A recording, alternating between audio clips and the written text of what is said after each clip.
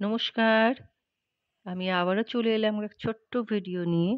Thumbnail আর title দেখে আপনাদের সকলেরই কিন্তু এতক্ষণে জানা হয়ে গিয়েছে আজকের বিষয়। হ্যাঁ বন্ধুরা, ঠিকই দেখছেন। এটা হলো কিন্তু আমার একটি বোগেনভেলিয়া গাছ, যার আইডির নাম হলো ফায়ার ওপাল।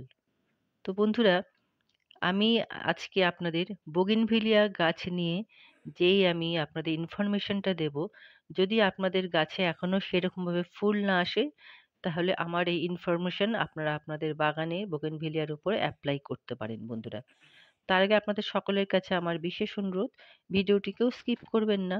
পুরো ভিডিওটি সম্পূর্ণ মনোযোগ দিয়ে দেখলে আপনারা কিন্তু আপনাদের বোগেনভেলিয়া গাছের উপরে এই কাজগুলো আপনারা অ্যাপ্লাই করতে পারবেন বন্ধুরা। তো বন্ধুরা, এইটা হলো আমার ভিএফ রুবি। আমি এই ভিএফ রুবি আমি কি কি পরিচর্যা করেছি বা ফায়ার ওপালে কি কি পরিচর্যা করার জন্য এরকম গাছ ভরে ফুল এসছে, এটা সম্পূর্ণ আমি আপনাদের জানাবো এই ভিডিওর মাধ্যমে। প্রথম যে কথাটা হলো, বোগেনভিলিয়াকে কিন্তু সব সময় আপনাদের ফুল সানলাইটে রাখতে হবে। বোগেনভেলিয়া কিন্তু সান লাভিং প্ল্যান্ট, এইটা একদম ভুললে চলবে না।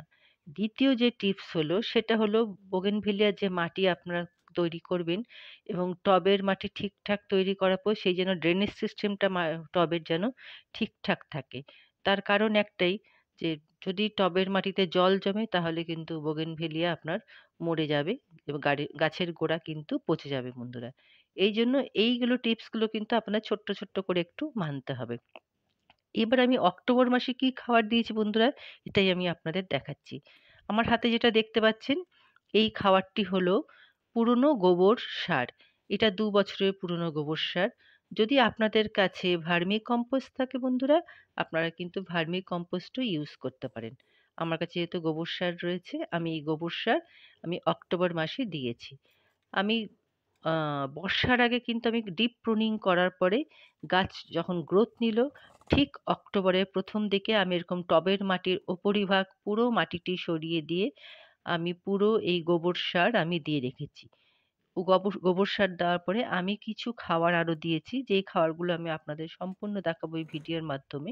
কিন্তু প্রথমে আমি মাটি টবের মাটির উপরে ভাগের কিছু মাটি অংশ তুলে নিয়েছিলাম, নিয়ে আমি গোবর সার দিয়েছি।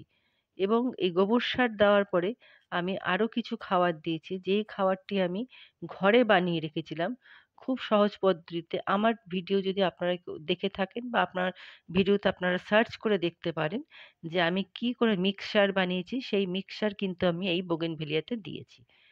৩ নম্বর টিপস, আমি কি খাবার দিয়েছিলাম অক্টোবর মাসে প্রথমে।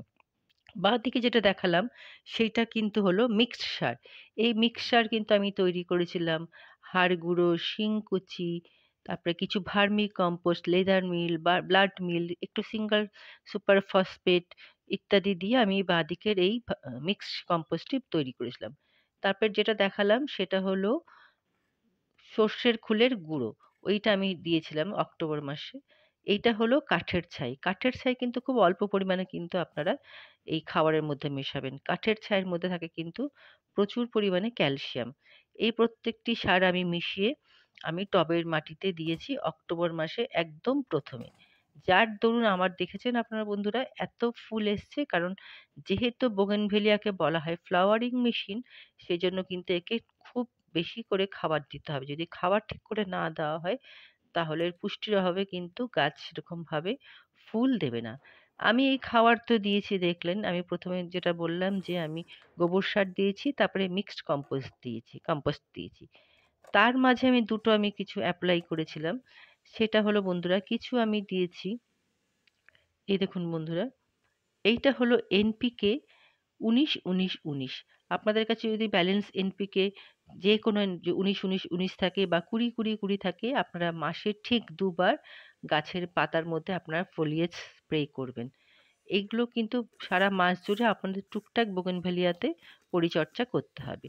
আমি তাহলে ১৯-১৯-১৯ আমি ফোলিয়েজ স্প্রে করেছি মাসে ঠিক ২ বার পুরো পাতা জুড়ে। এবং তারপরে আমি যেটা দিয়েছি বন্ধুরা, এবার যেটা দিয়েছি মাইক্রোনিউট্রন। এবার আপনাদের বাড়িতে যার যে মাইক্রোনিউট্রন ঘরে থাকবে আপনারা সেটাই ব্যবহার করতে পারবেন। আমার কাছে যেহেতু রয়েছিল বায়োভিটা এক্স, আমি বায়োভিটা এক্স আমি মাসের মধ্যে ঠিক ২ বার দিয়েছি সারা গাছের পাতা জুড়ে। এইবার তাহলে কি হলো বন্ধুরা দেখুন, আমি খাবারের মধ্যে যেটা দিয়েছি, আমি দিয়েছিলাম গোবর সার, তারপরে নিজের বানানো ঘরের সার, সর্ষের খোলের গুঁড়ো, কাঠের ছাই মিশিয়ে, তারপরে দিয়েছিলাম ব্যালেন্স এনপিকে, তারপরে দিয়েছিলাম বায়োভিটা এক্স। তাহলে ফুল কিন্তু খাবারটি আমি বোগেনভিলিয়া গাছে দিয়ে দিয়েছি। এইবার যেটা আপনাদের আমি জানাচ্ছি বন্ধুরা, গাছে যখন এই ফুল আসার পরে যখন ফুল অনেক পুরনো হয়ে যাবে, এই পুরনো ফুলগুলোকে কিন্তু অবশ্যই এরকম করে কেটে দেবেন।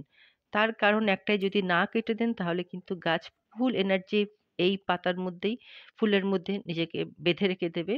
নতুন কোনো সে ফুল আনতে সে ইচ্ছে প্রকাশ করবে না। তাই পুরনো ফুল আপনারা অবশ্যই কেটে দেবেন। এবং কি করে বুঝবেন পুরনো ফুল?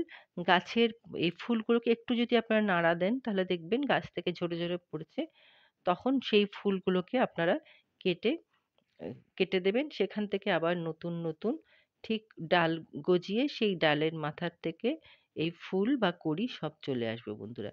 তো মোটামুটি সম্পূর্ণ বোগেনভেলিয়া নিয়ে আপনাদের আমি পরিচর্যা দেখালাম। আমি কি মাটিতে কি খাবার দিয়েছি, পাতায় কি খাবার দিয়েছি। তবে বোগেনভেলিয়াতে আমি কিন্তু রোগ পোকার উপদ্রব সেরকম ভাবে দেখিনি বন্ধুরা। শুধু একটাই যেটা চিন্তা থাকে যে বর্ষাকালে টবের গোড়ায় যেন জল না জমে, এইটা যদি খেয়াল রাখা যায় তাহলে বোগেনভেলিয়া নিয়ে নিশ্চিন্ত হওয়া যায়। তো বন্ধুরা, আপনাদের যদি বাগানে বোগেনভিলিয়া না থাকে আপনারা কিন্তু অবশ্যই ২-১ টি আইডি নিজেদের বাগানে আপনারা রাখতে পারেন। তাহলে এরকম গাছ ভরে ফুল থাকবে, যেটা দেখতে আপনাদেরও সকলেও ভালো লাগবে এবং মনও ভালো থাকবে এই গাছ ভরে ফুল দেখলে। তা বন্ধুরা, আপনাদের ভিডিওটি কেমন লাগলো আমাকে কিন্তু অবশ্যই কমেন্ট করে জানাবেন। তাহলে আমার ভালো লাগবে আরেকটি নতুন ভিডিও করার জন্য। আজ তাহলে আমি আসি বন্ধুরা। আপনারা সকলে ভালো থাকুন, সুস্থ থাকুন এবং বাগান নিয়ে মেতে থাকুন। আর হ্যাঁ, সাবস্ক্রাইব করতে কিন্তু একদম ভুলবেন না। আমি তাহলে চলি। টাটা।